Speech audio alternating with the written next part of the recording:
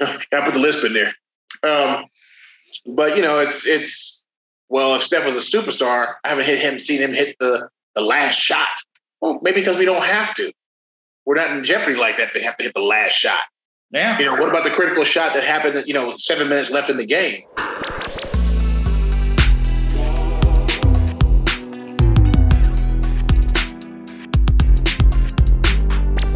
Ladies and gentlemen, boys and girls, children of all ages, DNHQ proudly brings to you a triple threat devastation mode playoff edition podcast or vidcast. I got the blue wristband on so you know it's real. I'm in Oracle. I'm your host, Daniel Hardy, with my longtime partner, Dr. Thomas Bevilacqua, and someone y'all haven't seen. I've been dying to get him on the vidcast for a long time, and here he is. That's why you know it's a big deal. We got Alan Scott Gordon in the building. Now, we both know that Dr. Tom is a legendary author in his own right.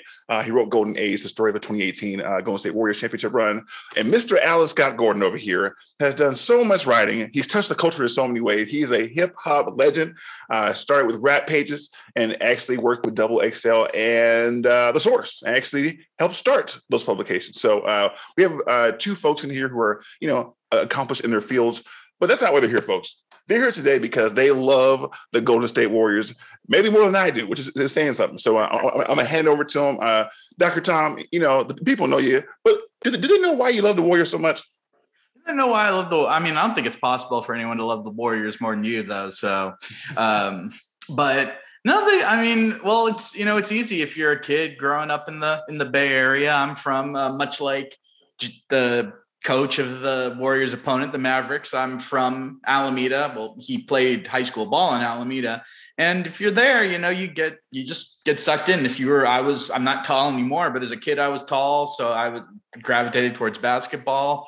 And you just, you start getting, you suffer through a lot of terrible basketball too. If you're like my age and you're, sort of coming up in the 90s when it's no playoffs and you're watching the draft lottery and the draft, that's your NBA finals, which this should tell us all we should just appreciate this moment we're in right now of Warriors basketball. But yeah, growing up in Alameda, the Oracle's a pretty straight shot. So it was inevitable. Alan, could you break it down for a little bit, how you got started with the Warriors fandom? Pretty much the same as Tom. It's also the team I grew up with, being born and raised in Oakland. And it was my introduction to basketball along with the Harlem Globetrotters.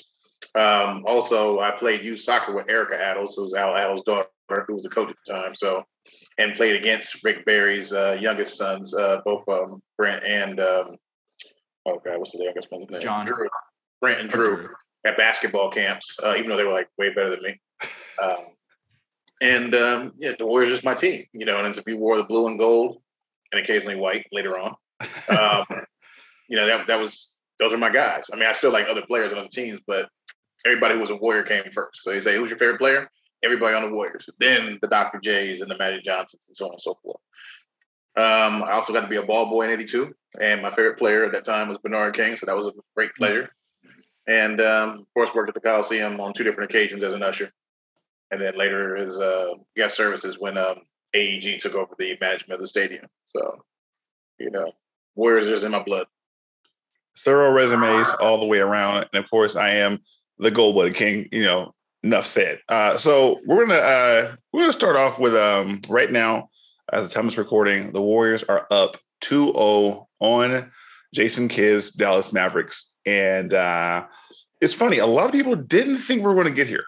Didn't think we were going to be here. I remember in the offseason, there's a lot of talk from a very vocal contingent of Warriors fans online, on social media, that said that the Warriors were actually arrogantly wasting Steph Curry's prime because they didn't acquire Bradley Beal or Ben Simmons or, whoever would enter all-stars you want to in a trade package that would acquire Andrew Wiggins. I have to interject there. Bradley Beal, Ben Simmons. So what are their playoff stats looking like?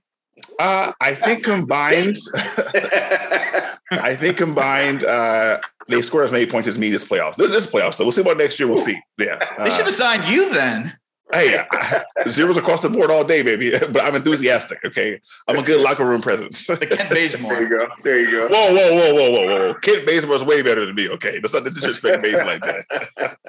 But so they were looking to trade Andrew Wiggins, James Wiseman, and whoever the draft picks were for one of those imaginary players. But now we look back. The Warriors front office appears to have gotten it right. So I want to just do a quick roundtable from where we started to where we are now. Alan, when you saw how the offseason went, are you surprised that we're up 2-0 in the Western Conference Finals right now? No.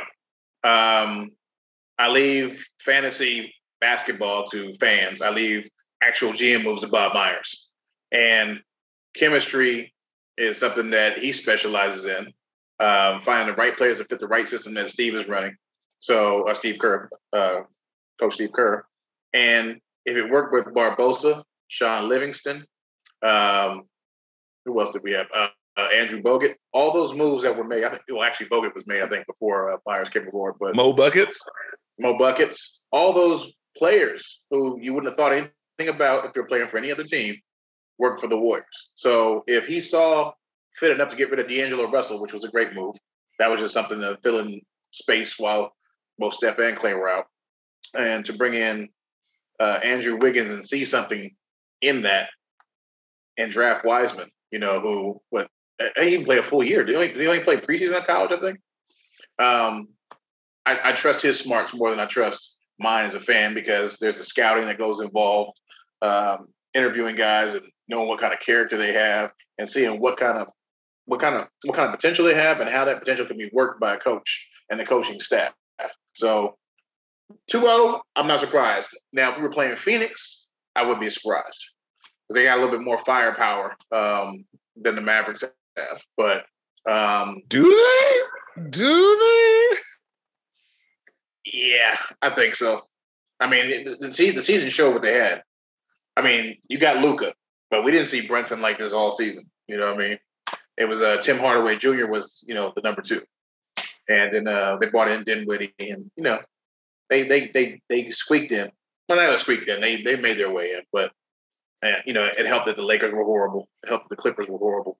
It helped that, a lot of the Western Conference bottom half was horrible. But I don't know. It's just once Draymond came back and then the rise of Jordan Clark. Now, that's the more surprising thing because I didn't know that he was going to be working that hard to be this good in the offseason and, Clay being out. Wait, did you just say Jordan Clark? I'm sorry, Jordan. My bad. Jordan Clark. This man came on the podcast drinking. He came on drinking like me. I'm sorry. I want to give a shout out to Oaktown right now. Shout out to Oaktown. Okay. Sorry. Jordan Clark's a former student at Ralph Bunche where I used to teach school. Jordan Poole. Forgive me, Warrior fans.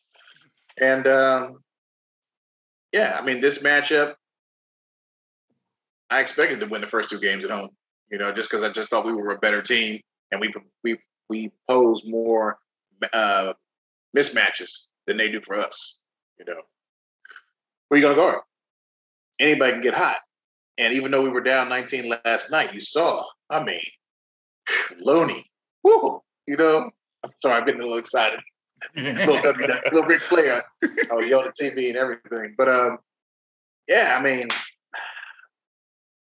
nothing surprising about the win. It was more surprising about how it came about and who stepped up. Because you could sit Curry and Clay for, almost 6 minutes and just let Poole, Porter, Looney, and even Moses Moody. Yeah. I was like, oh, okay, bring us back. Okay, so I'm glad you brought up Moses Moody because Dr. Tom was a staunch defender of the Warriors draft process the entire time. And when we got Moses Moody, he was like, great, we're looking good. Dr. Tom, Moses Moody is now a playoff rotation contributor. Well, it's this is Steve Kerr's genius. And it's something I think he does understand because of how he played is how to keep the guys down the bench ready when they don't because certain matchups will allow certain players to step up and ones don't. I think Kuminga gave him some good minutes against Memphis in this series. He's probably not going to, he might not play a role. Moody, this was someone they're trying to fill those not Steph at point guard minutes. Now, you would have Gary Payton II in there, but thanks to Dylan Brooks, we don't have him. But Kerr's looking for someone, and he says, okay, the Damian Lee minutes weren't working. Let's go with Moses Moody. And that's, people just in the same way that you think they want to throw dirt on the front office. Same thing with Kerr. And he produces this, this environment where it's like, okay, it's not just like next man up. It's like, okay, you might, in this series, you might not play at all, but in this next one, because of this matchup, you might get some minutes. And it really, and it speaks to just, we started this by saying, like, you got to appreciate this because it's something very, again, if you like us, you watch those 90s teams where it was however many years without the playoffs, you got to be like, this is just to be at this point is special. And so just, because yes, maybe they make a move you don't agree with or a decision you don't like, that means you can't be throwing dirt on it. You gotta savor this because we know what it's like to be in the in the basement. You got to enjoy your time. Maybe you're not the top of the high rise all the time, but if you're up there, it's pretty good. There's about and I'm kind of going back to your initial question about surprise, and it's I don't know, like it's on the one hand, there's this part of me that thought, well, because how good Luka is, that I was like, oh, maybe they will get one at Chase and it'll go back to Dallas 1-1. But then hold on, I'm sorry. Chase Center, where the Warriors have never lost a playoff game, sir? Hey, it's strange things happen, but then and as I'm watching all this coverage of Luka and how people are talking about it, the thing that strikes me is it's like the entire history of basketball, pro basketball. You see that one player they have to have a comparable supporting cast. It cannot just be one person. It's a team game, but it seems like everyone is like, no, maybe it's going to be different with Luka. And that's what it's coming down to. And this is why I maybe wasn't surprised. I looked at those players and I said, Spencer Dinwiddie, yeah, he's good. But if it's like Spencer Dinwiddie versus Klay Thompson, I'm going to take Klay Thompson. Jalen Brunson or Jordan Poole.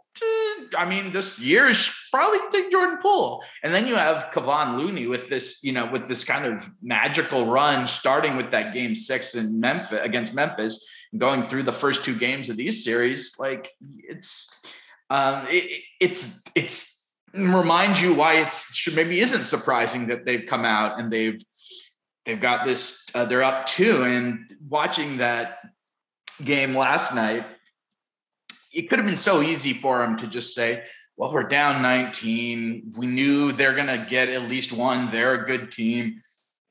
We'll not push the issue.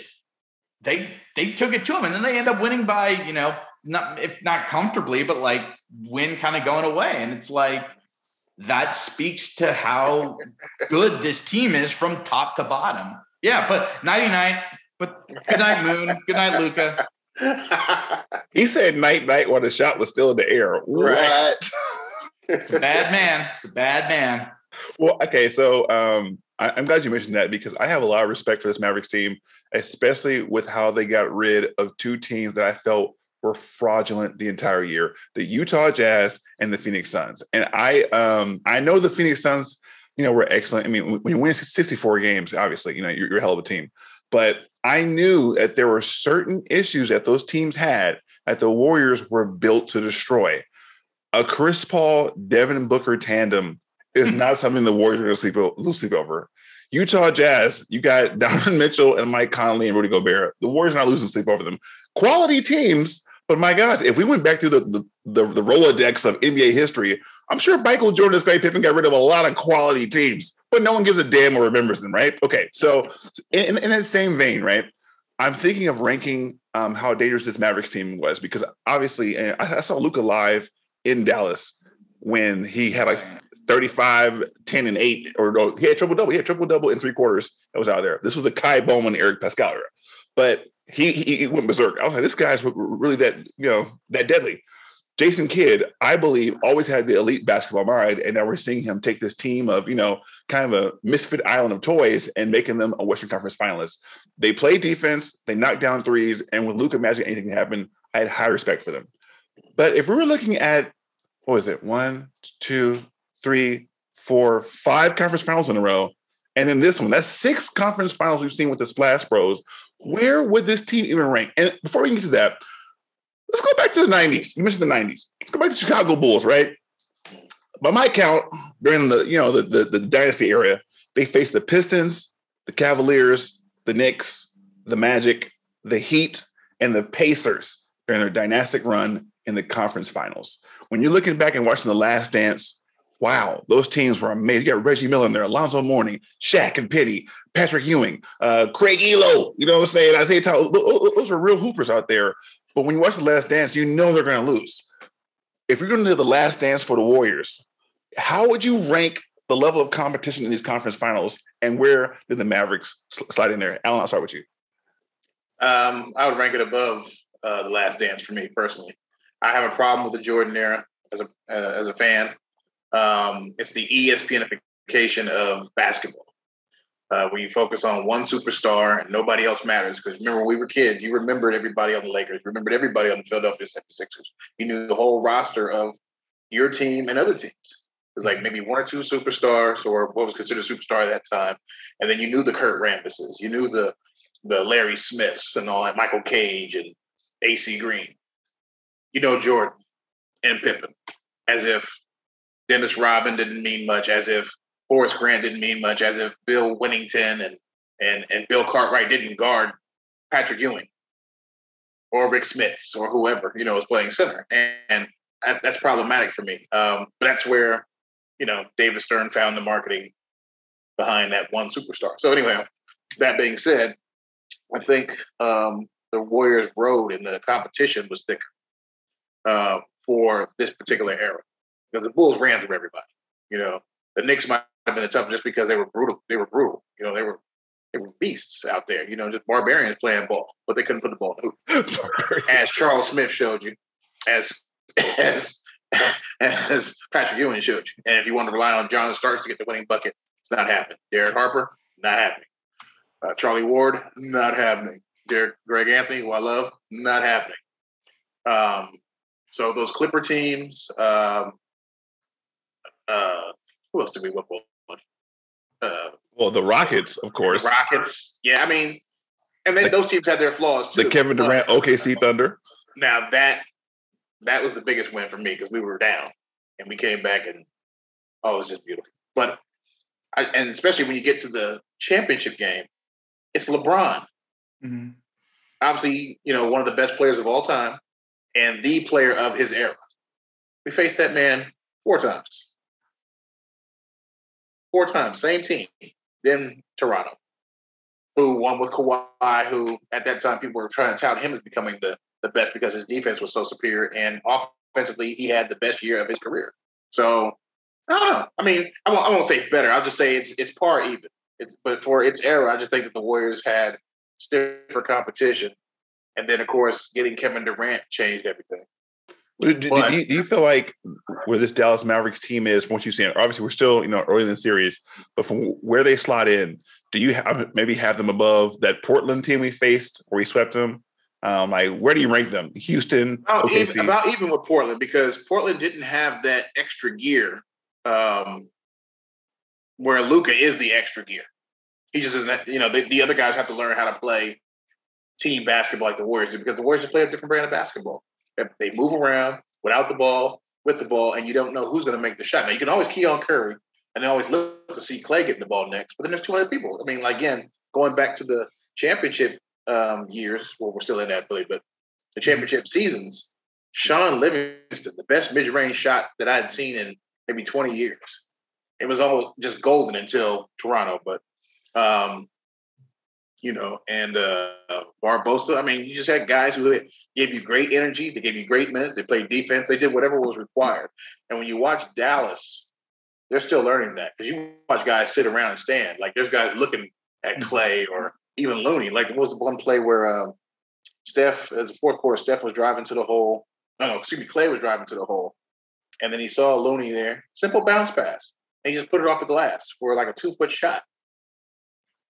But who was guarding Looney? They weren't even thinking about him because he doesn't score much. And it was like, okay, you're key in all these other things. Whereas, I think Portland wouldn't have left their positions. They just got whooped because we were just a better team. And the Warriors, the one detriment with the Warriors besides the turnovers is they know they're that good. And sometimes I think they just get bored. It's like watching Cristiano Ronaldo or Messi on a day they're playing like Getafe or some other team in the La Liga. And they say, you know what, I'm not taking a day off, but I'm not scoring a hat trick tonight either. You know what I mean? And because I don't score, the team suffers. You know what I mean? So I've definitely had a few days like that at work myself, so I can't hate. Dr. Tom, your thoughts on that hierarchy of the Dynasty's Western Conference teams?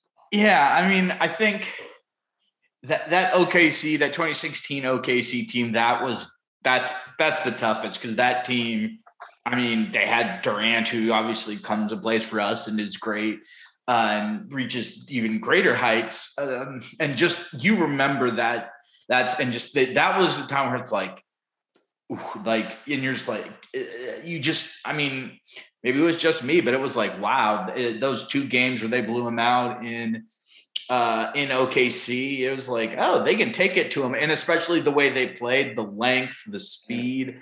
So they're the one I want to be just because I enjoy being disrespectful to the Rockets and Chris Paul.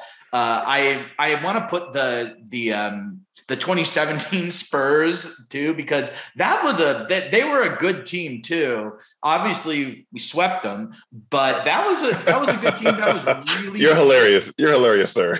They were a good team. We gave them brooms, but they were a good team. Before Aldridge really started, the kind of the fade into kind of where, into sort of the end of his career. But, to kind of jump to thinking about this Dallas team. And I've said this and I've thought about this, and maybe it's just by virtue of the fact that we played Memphis again in the second round, but I thought a lot about those 2015 Rockets where and I think with that, I wonder if, and there's no way to do this, but maybe the nervousness and why they felt it felt like a bigger they felt like a bigger obstacle, which is because as a Warrior fan, I'm not accustomed to success. So I'm thinking, oh, but now I look and I'm like, yeah, you had Harden and he was good, but again, it's like, this is not 2009 finals Dwight Howard. This is, he's sort of dipping. And so it's that's kind of where I put him. That 2019 Trailblazers team, I'm glad they got to the conference finals. Cause they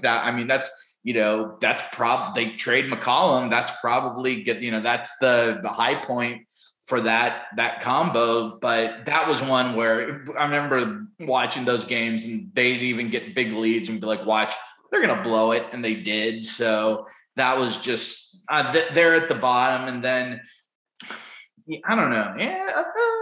Do I want to be disrespectful to Harden and put him below and then say this Mavs team?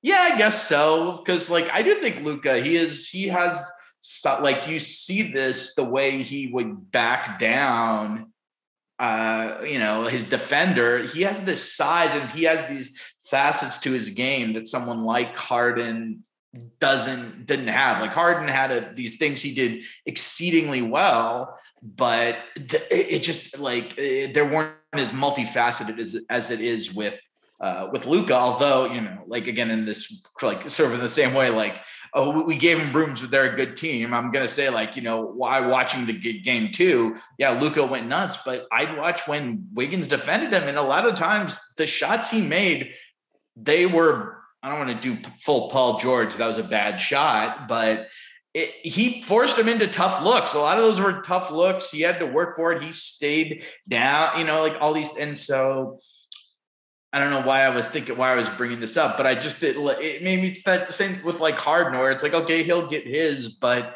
you can find the way to, in the high leverage moments, do something to not stop them maybe, but slow them down. So yeah, I'd put those, those these Mavericks, like again, above the 2019 Trailblazers, above the 2015 Rockets, like again, if I wanted to feel sauce and, as much as I hate those Rockets teams because they have Chris Paul, they gotta be, they were, and of course, and we stuck it to them both times. And, Yeah.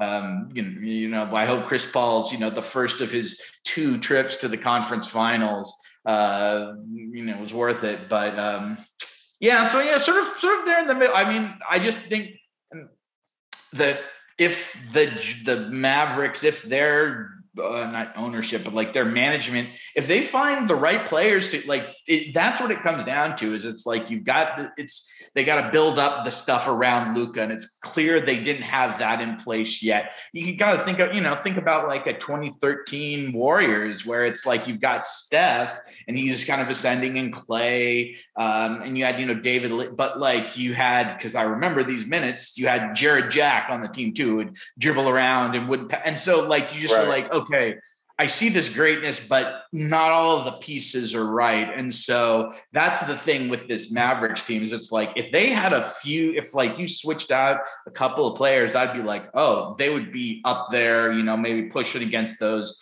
17 Spurs, the 18 Rockets on the list. But just right now, I'm like, well, you've got this great player in Luka. You've got, Jalen Brunson who can score.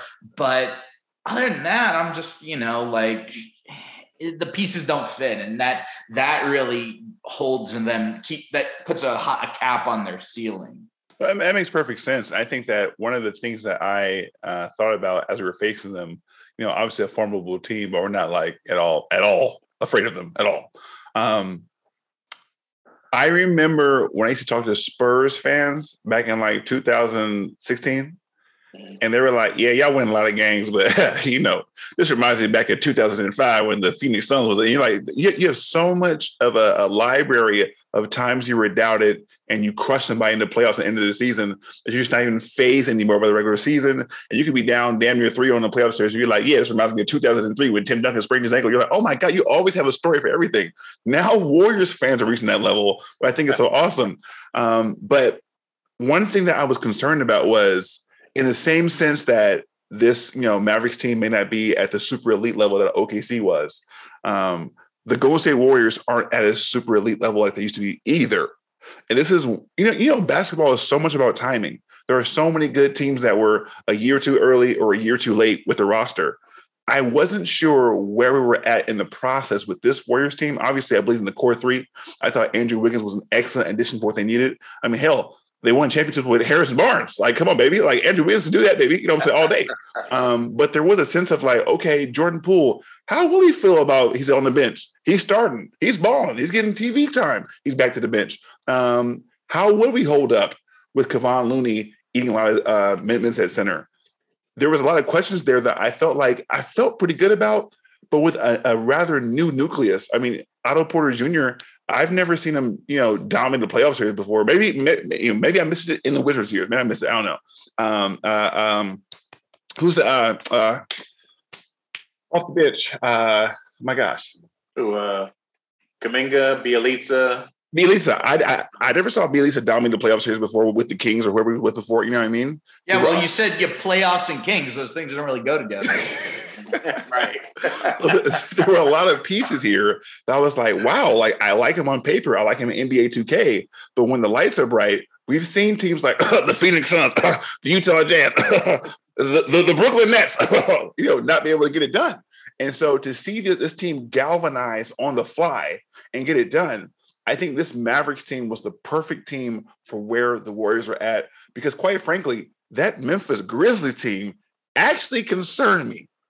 Yeah. Just because worst come to worst, they was gonna punch somebody in the face.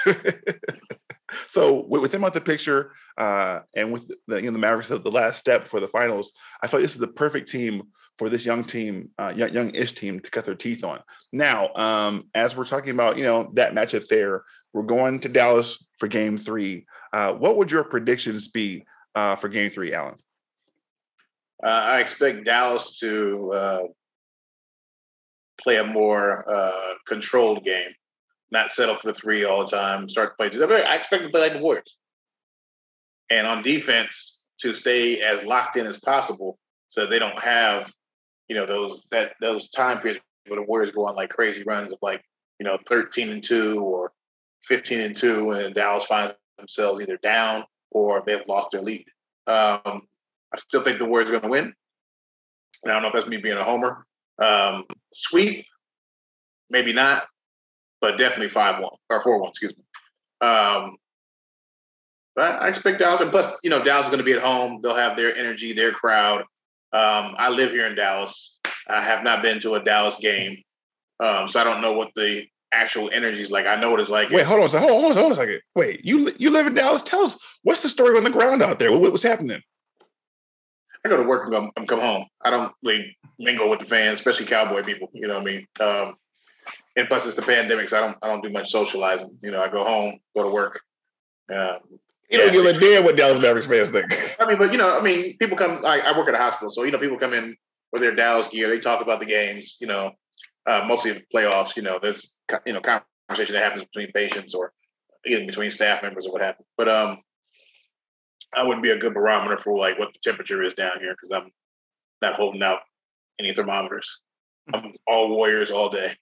But anyhow, but I expect their fan base to give the team energy, just being at home where they know the court better than anybody. So more buckets may float in.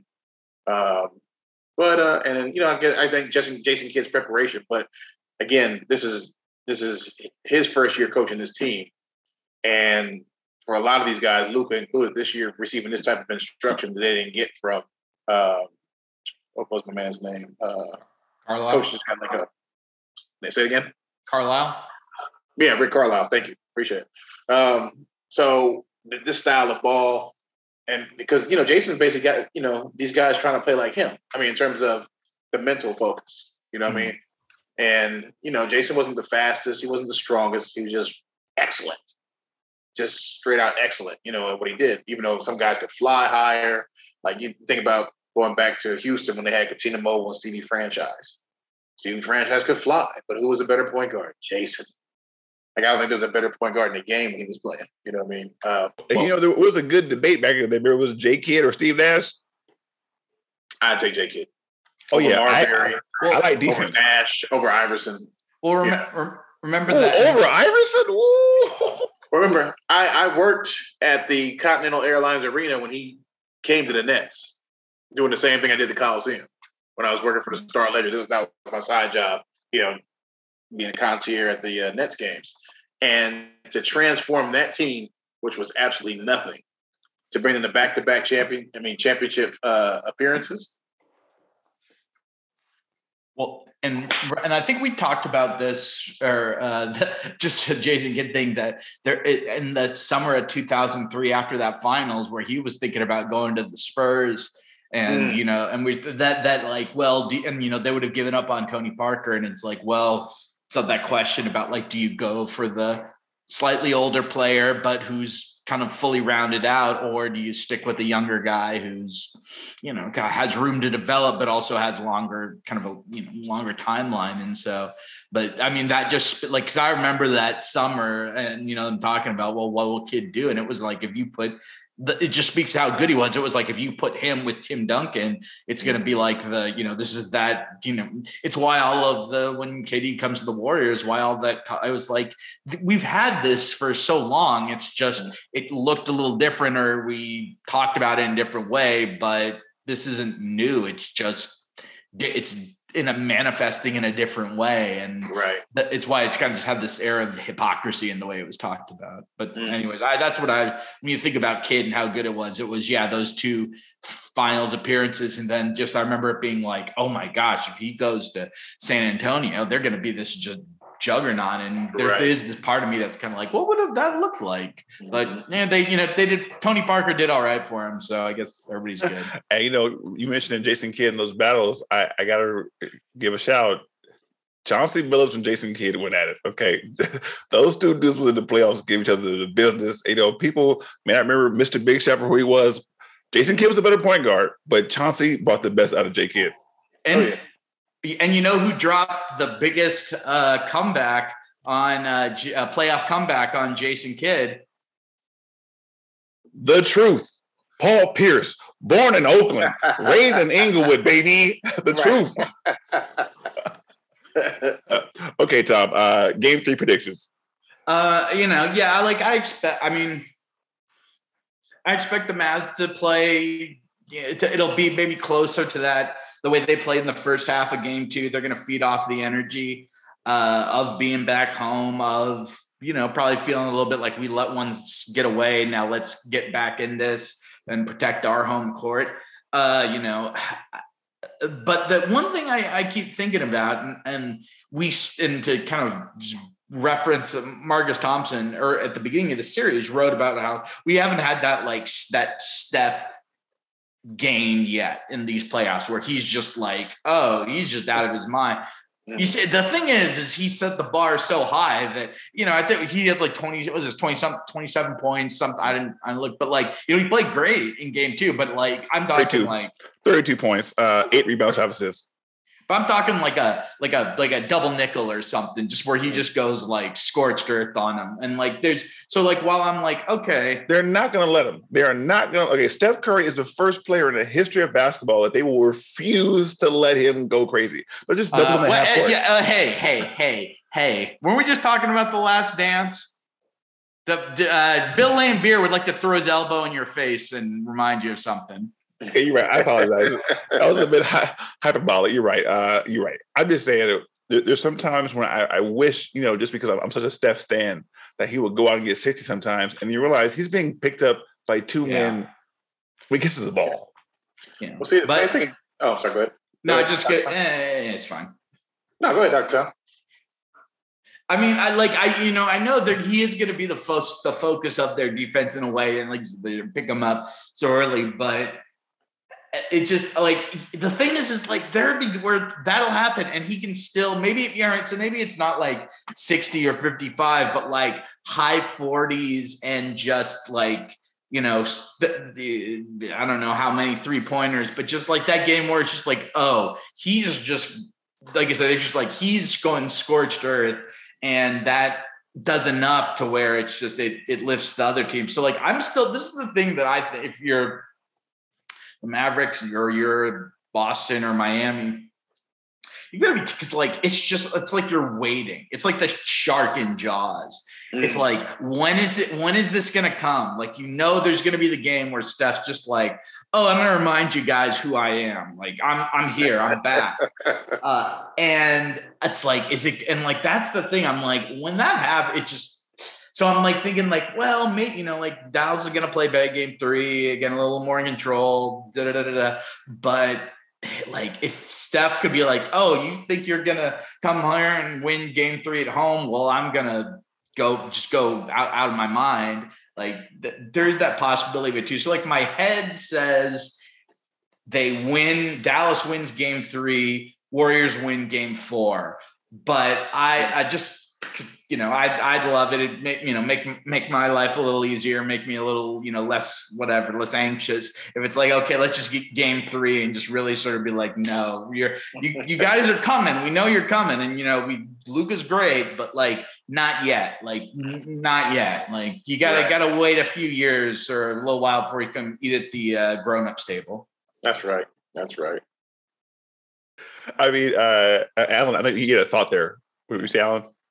No, I just thought about the way that teams defend Steph.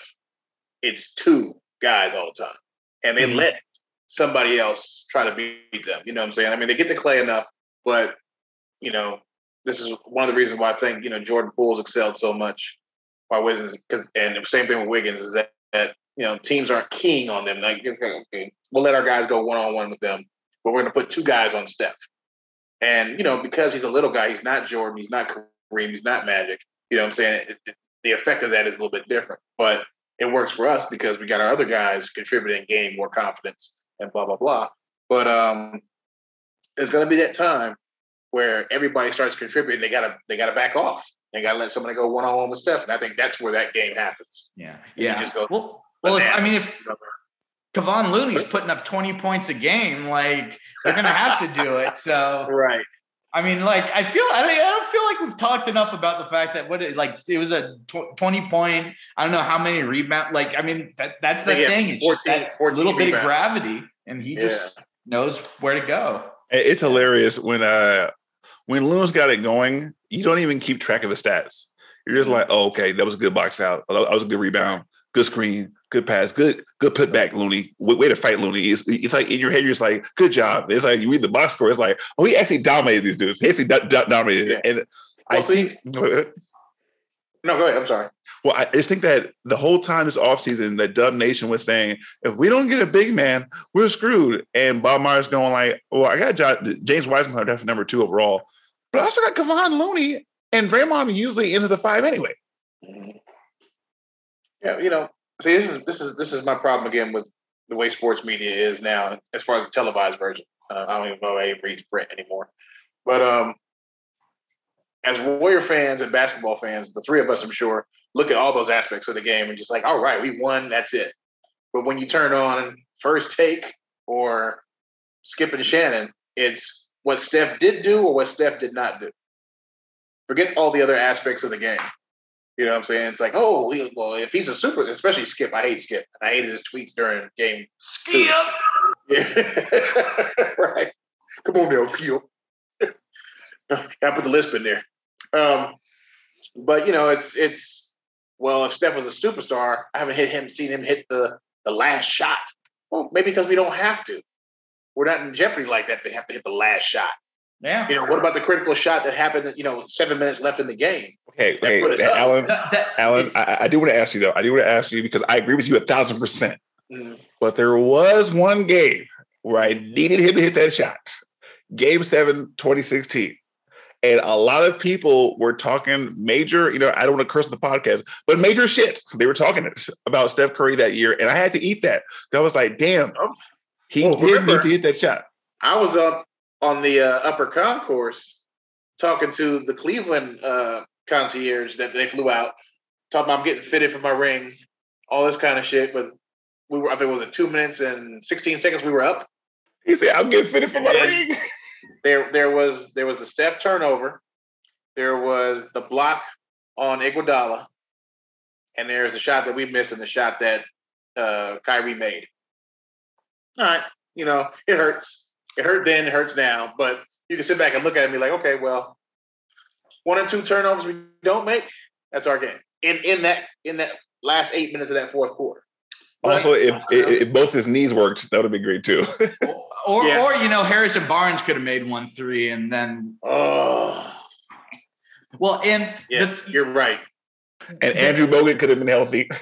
What you're talking about, it's interesting because like you see this to talk about another sport in baseball and how they think about using relievers. And, we, for so long, it's like, okay, 9th inning, you bring in your closer. And now they're thinking, well, this situation in the 7th might be the time to do our best pitcher out of the bullpen. And it's like, it's inside of like the high leverage situation. And that's the thing with Steph is like, yeah, he doesn't, he did kind of beat the buzzer in a 2016 game in OKC, but he doesn't have those, those same things. But you talked about what happens when it's the thing where it's like, okay, this run in the third quarter that puts the game out of reach. And he hits that decisive 3 there. It's like, well, that's the high leverage situation. And yeah, you're right to bring up just the way it's talked about and the way that a lot of, sort of the broader sports media and the sports media in the discourse, it lends itself to that as opposed to having, I don't know what you put it, honest conversation or, it's talking about in a way that's sort of intellectually honest because so much of what you see in all those other spaces is it's intellectually dishonest and it's they're doing these arguments in bad faith. And absolutely. And also I think Dr. Tom, you mentioned before in private, but the Warriors really redefined how to view the game. And Alan, you kind of mentioned it there with Steph being a small guy drawing 50 feet from the basket. Most human brains can't fathom that. They know what the hell's going on. Right. When you think about, and this is, me poking fun, But Steph Curry not being able to close out that series on one MCL with his teammates all injured, going through that, being held against him at such a high level to this day is like, yeah, he's got 3 rings and all, unanimous MVP, blah, blah, blah. But what about that one series? He failed by 3 points. But I look at that juxtaposed with when Kevin Durant came and he was hitting those shots. It was like, oh my God, like down 1 in Cleveland with the game on line, he's going to run down and hit a 3 in LeBron James' face. And it was like, oh my gosh, he actually captured the very thing they were looking for, and they still weren't satisfied. They were still mad at the Warriors. They still weren't. They got Kevin Durant. Well, or it's the finals MVP thing. It's the like, it's all this stuff where it's like the goalposts move, and like I'm a cynic enough that I'm like, this is you talk about the ESPNification, the clutch sportsification, where it's like, oh well, Steph didn't do this, so it's invalidated. When like however many years ago, like no one would care. Like right. I think in one of those first, I don't know if it was one of those series that the Celtics won, like Cedric Maxwell was the MVP, and it wasn't like it's just Larry Bird. Like no, like and same thing. I think those man, I don't know, sort of that same thing where it's like, well, who cares? Like. Right. But it's become it's become this like thing that they can use to tamp it down, to be like, oh, well, you don't have this. You're still not doing it according to these rules I've invented that no one cared about really. Right. Before that, it just became this way of like putting him down and propping up. So it's like, if you noticed sort of as in that, like when it was the Steph KD that like died, the super dynastic Warriors, it became all about, well, who's the best overall player in the game? And that's what really matters. It doesn't matter about the team. And it's like, this is just because what you don't want to happen, is happening. And so you're going to create this other narrative. And when it's just a coincidence that, when LeBron is doing it, it's like, oh, titles are the most important thing. So it's just all to keep them down and to keep to put Steph and to put these Warriors down a peg when it's all kind of ridiculous. I mean, especially considering. I'm sorry, go ahead. Okay. I'm just saying real quick. I just think it's funny that you mentioned all that. With all the accolades Steph has, he's not called the point guard. I'll leave it at that. Well, I think sports media, the televised version at least, and of course radio, learn their biggest lessons from Rush Limbaugh and Howard Stern. Just talk shit, and it attracts people. You don't have to be right. It doesn't have to be about the game, and this is what people do. Because I mean, it's almost the level of intelligence about the sport that your average fan has. Because they just want to be entertained. Let's talk some shit then. Let's get some ratings up. Eastern Conference. Who you want in the finals? Who you want? I want Miami, even though I think the Celtics would be a better matchup. And but I just like Jimmy. I like Jimmy Butler. I don't like the rest of the Heat, but I like Jimmy Butler. And beating Pat Riley and Spoelstra is fine for me. I think we should spread the love around a little bit. And let the Celtics have a new GM and a new coach. Maybe next year. But right now, I need Pat Riley to get some more L's in his back pocket. You know what I mean? I don't want Marcus Smart near the Warriors ever and again. So. Oh yeah, he's dangerous. Yeah. Him and Dylan Brooks are hanging out. They're the new tag team in WWE. The Bass Bros. The Bass Bros. For me personally, I think either team would be hell on wheels to face. But when I saw us face Miami, we really handled them fairly easy, even when we weren't all the way healthy. If you recall, the second game, that was when we had them arguing on the bench and cursed each other out. Like we had that team in turmoil, as I recall. Boston, there's something about that. 2 things. Jason Tatum is unreal. Mm-hmm. That training with Kobe paid off. But number 2, their style of basketball has kind of at Memphis Grizzlies they're going to jump all the passing lanes. And if you beat them, they're going to clobber you in the back end, where they're going to make you play more of their style of basketball, which I think for this iteration of the Warriors, where they're still putting it together, I think that would pose quite a challenge. I think the Warriors could and would beat them. But that's a series with the Celtics that I would say, okay, like we're going to have to actually deal with a guy in Jason Tatum who could actually go for 50 for real. And like he's planning on going for 50. And you can play perfect defense and gets 50 and not a 50 where it's like he's just jacking it. No, it's an efficient 50. And he's really balling like that. You know, that kind of like Kobe-esque, Jordan-esque level of super scoring, Kevin Durant-esque super scoring where you're like, okay, he's going to get his. We can't let Jaylen Brown, Marcus Smart, Al Horford get theirs. And so I would really be interested in that matchup. But with the Heat, I'm not really worried about their scoring. Excuse me, did you just say Al Horford will get hit, like get the early bird special? You know? Al Horford at 77 years old is still a handful for Looney. Did you not watch Kevon Looney last night? Like he's gonna be giving him like the dream shake out there. Al Horford eliminated Giannis, okay? Yeah, but that Bucks team is it's the Mavericks.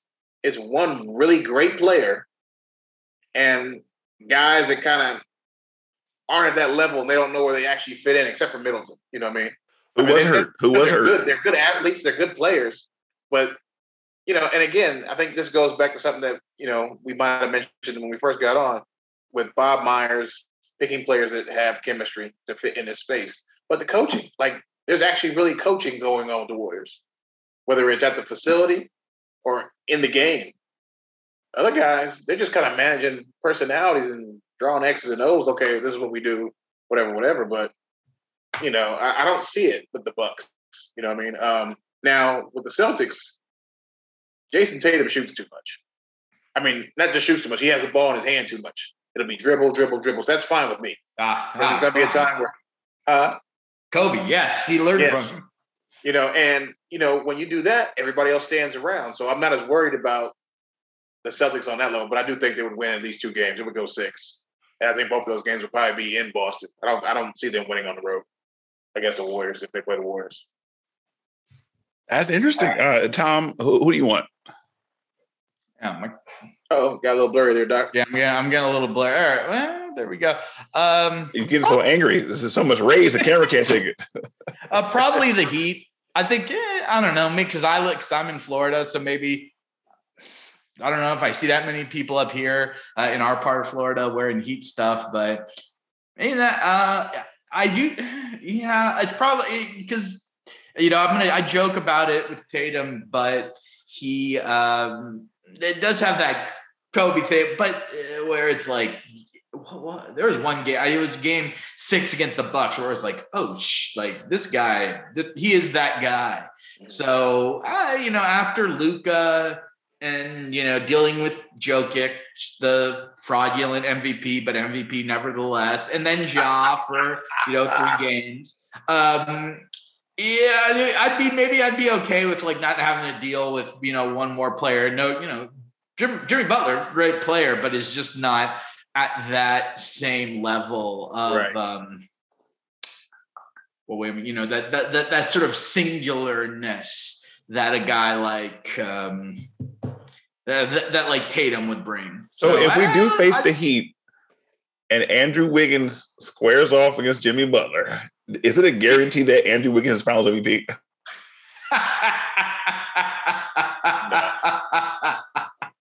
Talk about motivation. I don't know if Wiggins Island will be able to handle all the development we'll have to build if he gets a Finals MVP, because then everyone's going to be going there. Andrew Wiggins might be underpaid the way he's playing right now. Okay, look, you know, one thing I love about two-way wigs, all-star starter wigs, now playoff wigs, whatever you want to call them, this guy is a competitor in a way that I always knew he had the tools and the skill set. You know, I knew he could obviously put the ball in the basket. I knew he was long. I knew he could play some defense. But his competitive engine, this guy doesn't want to lose. He's in there fighting for rebounders with 7-footers and coming out with them. And he's not like, okay, I got the ball. Time for me to get mine. He's kicking to Stafford Clay or Dre like, it's cool, man. I'm back to the corner. It's all good. I'm like, yo, he's doing his role like it's something that he loves. And I think that's the one thing we talked about before. Bob Myers, Steve Kerr, the synergy they have. They get these guys to come to these roles and perform them with such a love and a chef's kiss for it that you're like, is this guy an all-star? Like, you know what? He's an all-star starter because he's doing his role. He's unstoppable. That's why it's so sad Kelly Oubre Jr. didn't work out. But okay, to close it out. Yeah, I like him. To close it out, we got the 2-0 predictions happening. I think Dr. Tom said maybe lose game 3, win game 4, but there's a chance they just take it. Alan, you're already going with game 3. We're taking it all the way. Game 3, maybe lose game 4, maybe, but definitely game 3 we take. Yes. I'm going sweep. Ooh. I'm going absolute back-breaking, soul-taking sweep in a way at the – Steph Curry is literally saying night with the ball in the air. He's not playing, y'all. And then they had to let down against Memphis and got humiliated by that 50 points. They're not doing it again, folks. Of course, I could be wrong. We may get blown out tomorrow. Who knows? But I'm going for brooms on deck. And, I always do this for all the guests here because when Dub Nation watches, y'all watch from around the world. You always give us a love and support. And we got 2 real guys to trust. So can y'all give them some words of wisdom to keep the anxiety down and the belief high as we enter the championship part of the season? Doc, you can go first. I might not answer that. I mean, it's a team game, and you got to have a team. You can't just be one guy. And I think that when I go into this, because I'm an anxious person in all facets of my life, that extends to basketball and my fandoms too. But I look and I'm like, wait, again, I just like everything ends up being about the last dance now. I'm like, so was I the only person who remembered like, oh, when it was just Michael Jordan, like they had a hard time, but as it became a team, they started winning things. So like, that's Luke, he's a great player. I know I keep saying this, but you want to acknowledge, say this because it's like, no, he's great. I just have questions about everything else. And with the Warriors, the team itself is better and more cohesive, and they still might. I'm obviously going to take Steph over Luka if you're asking me who's the best player. So, and just that's going to bear out. You might have a slip up. There might be like if Luka goes for like 60 something, like okay, they'll win a game. Things can happen, but like. Nothing that's going to make me shake my confidence to the point where I'm like, okay, I don't think we can take care of business in the sense of get to the finals. Like, no, I've seen nothing in these first 2 games that would lead me to think otherwise. And the other, think about, especially that first half, they played about as well as they could play. And the Warriors, maybe not as poor as they could play, but didn't play great. And Warriors still won. That's another thing where you got to be like, oh, that doesn't bode well for them. Right. Yeah, I just think that the raising of the blood pressure, the screaming at the TV, all that stuff is good. Even for like little turnovers. Like if I see, Steph hot dog a play and the ball goes out of bounds, I'm like, it's just all part of, our fandom. You know what I'm saying? It's the good part. But at the end, it's the great climax. You know what I'm saying? A victory, the post-game speech, then watching NBA TV or Sports Center for the rest of the, post-conference stuff, jump on YouTube, feel good, look at Mavericks fans the next morning, go, yeah, we're getting another one, and then call it a day. And just think about buying more merchandise and rocking more Warriors stuff and maybe even possibly getting on a plane and coming back for the parade, It's been a while since we had a parade. Which to me, it's still one of the most amazing moments. The first parade, the second parade too, but to actually have a Warriors parade in Oakland, because 75, I was 5 years old. I don't know anything about it, ticker tape downtown, but being around the lake and seeing so many people in blue and gold and white, whatever uniform or shirt they're wearing, I was actually almost in tears. I was like, yes, this is for Purvis Short. This is for Phil Smith. This is for Sonny Parker and John Lucas and Peter Thibodeau, and going down the line of all the Warriors for all those teams that were bad or good, but not good enough to be in the playoffs. This is for free will. This is for free will. And it's just beautiful. I mean, like I still have that as my background photo, the picture on the lake, just seeing all that blue and gold in the stage. Just, I want that again.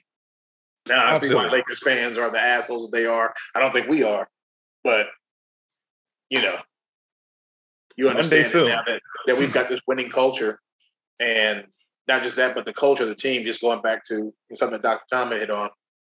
So when you bring in an Andrew Wiggins, who you really don't think much of in Minnesota, but Minnesota has a bum culture. They've always had it. It's never been a winning thing. So, like, how do you get inspired to play? It's like I used to tell friends of mine about Robert Parrish. The Warriors at that time, Al Adams was not a great GM. He was a pretty good coach. Didn't know what to do with big men.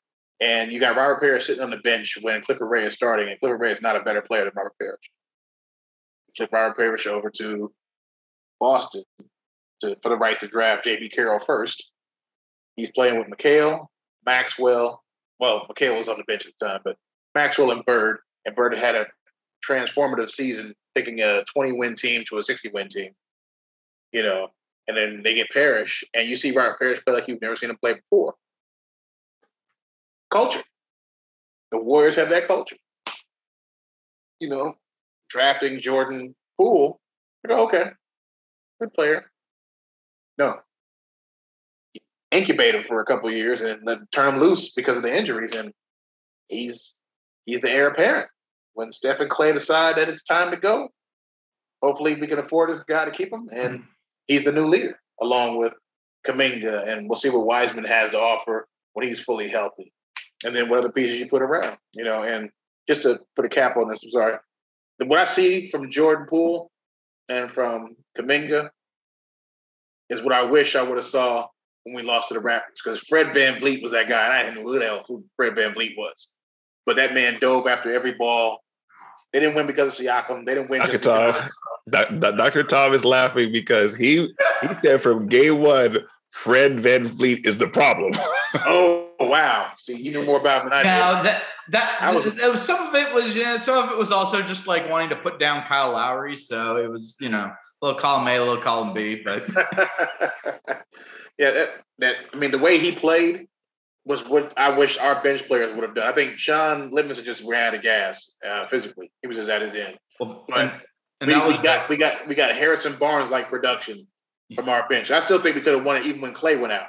Yeah. But we got Harrison Barnes like production from the rest of the team, and that was hurtful. Yeah, that was the Quinn Cook and Alfonso McKinney. I remember. Every time McKinney would spot it for a three-pointer, you'd be like, "Oh no!" And the biggest disappointment for me, besides Quinn Cook, was the other Jordan. What's the guy that we got rid of? Yes, we needed a VanVleet, and now we have it. Yeah. We got a Jordan Poole. We got Kuminga. Even Bielitsa, he gives you great minutes. Great minutes. Sometimes takes too many three-pointers, but great minutes, especially rebounding. He knows where to be. And chemistry, culture. That's what we have. And hopefully Steve Kerr doesn't decide to retire and we get Luke Walton as a coach or something. We just need to keep that. We just need to keep the culture. Keep the culture. Hey, don't forget, Luke Walton had the Warriors go like 39-2 with him. Yeah, but he didn't take the culture with him to Sacramento. And neither did Alvin Gentry. We'll see about Mike Brown. We'll see what Mike Brown does in Sacramento. Yeah. Good luck. I support black coaches. I support black coaches. Look, I'm all about it. Black men getting paid. But I ain't gonna lie. When Steve Kerr got sick and we was playing the Memphis Grizzlies, and we would have some stupid turnover, and the camera slow pan on Mike Brown. I was like, okay, black man, you better call timeout. Right. But I think that's the thing that we have over most places, because everybody's so transient everywhere else. With the players they bring in, with their scouting, it's okay. And I think Memphis has that. They're just young, and it'll come for them. I thought if Portland kept Terry Stotts and had a better front office, that would be there. I like Terry Stotts as a coach. But why do you like Terry Stotts as a coach? They draft horrible. You know what I mean? And they pick bad. What about Terry? Do you like, just for the record? I'm interested to hear this. Well, Terry Stotts. I just think, he's a good X's and O's guy. They just didn't have the personnel. You have Whiteside one year, then you don't. You got Rodney Hood one year, then you don't. You know what I mean? Like, you can only work with what you have. And it seemed like Dame and CJ are the only constants there. Other than that, that's musical chairs with that roster every year. You know? That's a good point. He's got to make do with what they have. And you got your two big stars. I mean, you just got to let them shoot. There's that much coaching you can do. You know what I mean? Outside of like, hey, do this, do that. And then guys don't buy into it. And Carmelo decides, hey, I'm going to play with LeBron after these guys resurrected me. And you had a great season down there in LA. Oh my God. You were. Hey, Alex. I'm not saying LeBron sold these guys on a championship. You got all the old guys together. What's the movie? The Expendables. Wow. Those are the Lakers. Sadly, Russell Westbrook not expendable because of that contract. True.